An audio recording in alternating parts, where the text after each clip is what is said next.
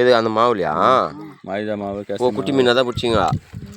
அதை செவத்துல அடிச்சிங்களா? அது என்னதா அண்ணா அண்ணா? அது போட்டால் என்ன ஆகும்? மைதா மாவு. ஓ அதை வந்து சாப்பிடுமா? அது மீன் சாப்பிடுமா மச்சான்?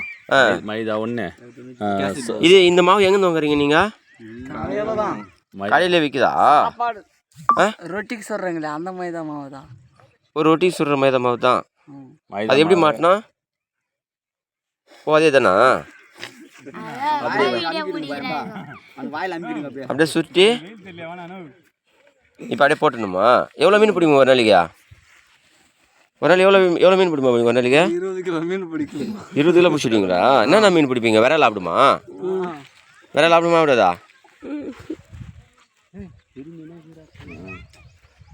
தம்பி என்னண்ணா மீன் இருக்குது இதில்? கேம் கண்டியா? டேம் கண்டியா கேம் கண்டியான்னு தெரியல. டேம் கண்டை. அது என்ன டேம் கண்டன்றது ஒரு புது ரகமாக இருக்குது. டேம் கண்டை, பாப்லேட்டு, ஏரி கண்டை, விரால்.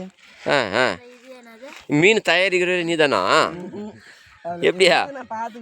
ஓ மீனை பார்த்துக்கிற. எவ்வளோ நேரத்தில் ஆப்பிடும் மீன்? போட்டோடனே ஆப்பிடுமா இல்லை ஒரு 1/2 மணி நேரம் ஆகுமா? அச்சோ இதை பாருங்கள் ஃப்ரெண்ட்ஸ் அப்படியே போட்டோடனே அப்படிச்சு பாருங்கள். மீனுக்கு யாரெல்லாம் பிடிக்கிறது கமெண்ட் பாக்ஸில் கமெண்ட் பண்ணுங்கள் ஃப்ரெண்ட்ஸ். இப்போ தான் ஸ்டார்டிங்கா? என்னாச்சுயா? எடுக்க தெரியலையா?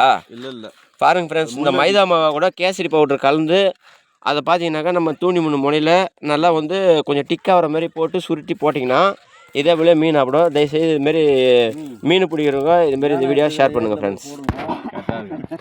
போடுமா? போட்டிங்களா? பாருங்கள், நம்ம வந்து தூண்டி முள்ள வந்து ஆழமாக போடணுமா திட்டமாக தக்க மேலே வைக்கணுமாம்மா? மேலே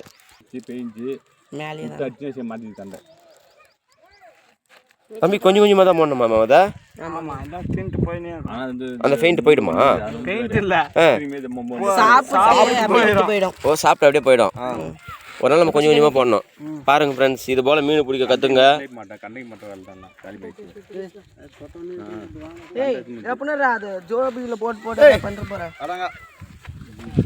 மீனுக்கு யாரெல்லாம் பிடிக்கின்றது கமெண்ட் பாக்ஸில் கமெண்ட் பண்ணுங்க ஃப்ரெண்ட்ஸ். பாய்.